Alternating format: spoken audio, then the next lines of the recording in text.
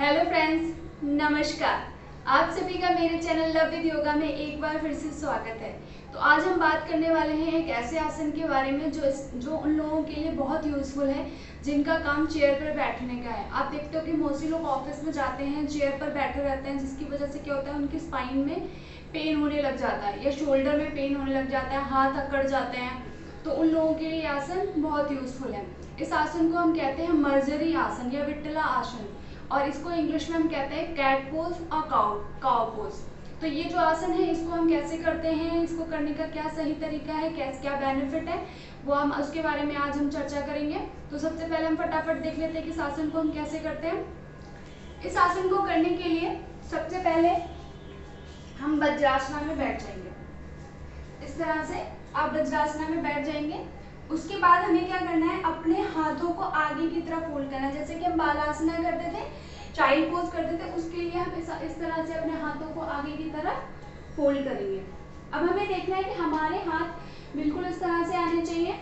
अब हमें अपनी बॉडी का एक टेबल पोज बनाना है। टेबल पोज के लिए हम क्या करें, इन हथेलियों का ऐसे प्रेस करेंगे और यहाँ पर इस तरह से हम अपने हाथों को कर लेंगे। हमें अपने घुटनों के बीच में थोड़ा सा गैप करना है, अपने हाथों के बीच में गैप करना है। हमें कुछ बातों का ध्यान रखना है, वो मैं बता देती हूँ आपको क्या रखना है। ये जो हमारे हाथ है ये हमारे एग्जैक्ट शोल्डर के स्ट्रेट आने चाहिए। हमें इन हाथों को ऐसे आगे या पीछे नहीं रखना है, डायरेक्ट ऐसे आपके शोल्डर की क्या आनी चाहिए, स्ट्रेट आनी चाहिए। यानी कि आपके हाथों और आपके बैक के बीच में क्या बनना चाहिए, 90 डिग्री का एंगल बनना चाहिए। इसी तरह से पैरों के बीच में, घुटनों में थोड़ा सा गैप करेंगे इस तरह से। और एक बात का हमें और ध्यान रखना है कि जब हम इस पोज में आए तो हमारी बैक में ऑलरेडी कोई लचक या ऊपर या नीचे की साइड में फोल्ड नहीं होना चाहिए, स्ट्रेट होना चाहिए। इसको हम क्या बोलते हैं, टेबल पोज। ठीक है, और हमें अपना गर्दन सीधी रखनी है। अब हमें क्या करना है, मैं आपको बता देती हूँ सांसों की क्या कंडीशन रहेगी। जब हम इनहेल करेंगे यानी कि सांस लेंगे तो हमारी नेक कहाँ जाएगी, ऊपर की तरफ, और हमारा जो बैक साइड है वो कहाँ जाएगा, नाभि नीचे की तरफ, इस तरह से।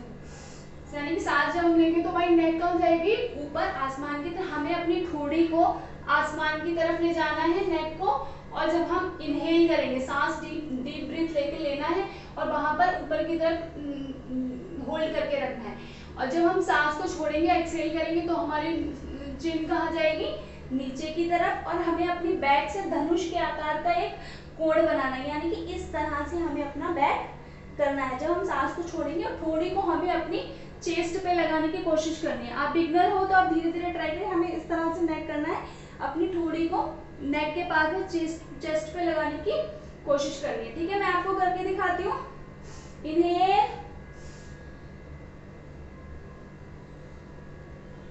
Exhale, inhale, exhale. धीरे धीरे करना है, जल्दबाजी नहीं करनी है इसमें, आप धीरे धीरे करिए।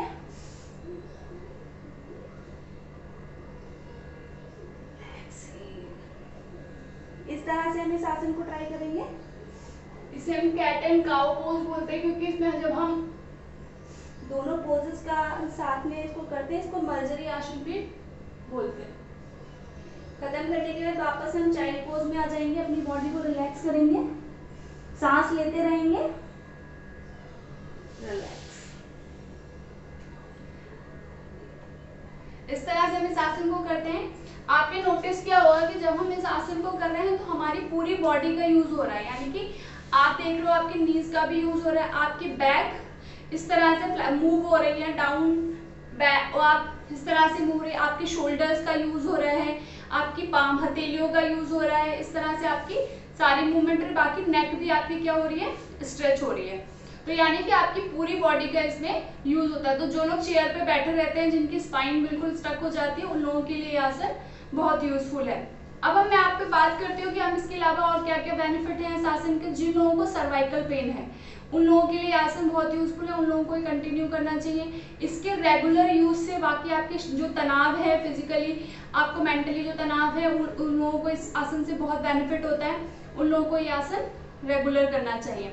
इससे आपका उच्च रक्तचाप होता है, ब्लड प्रेशर होता है, उससे क्या होता है आपको बहुत बेनिफिट मिलता है। इसलिए मैं आपको बार बार सजेस्ट कर रही हूँ, जिन लोगों को बैक की प्रॉब्लम है, बाकी जिन लोगों को स्लिप डिस्क है, उन लोगों को अपने डॉक्टर से सजेस्ट कर वो भी इस आसन को ट्राई कर सकते हैं। लेकिन आपको अपने डॉक्टर से एक बार सजेशन लेना चाहिए इस आसन को ट्राई करने से पहले। ये हो गए इसके बेनिफिट। अब मैं बताती हूँ कि लोगों को ये आसन अवॉइड करना चाहिए। जिन लोगों की नेक में कोई प्रॉब्लम है, नेक की इंजरी है या नेक में कोई प्रॉब्लम है, उन लोगों को ये आसन करना अवॉइड करना चाहिए, या आप अपने डॉक्टर से सजेस्ट करके धीरे धीरे इस आसन को कर सकते हैं।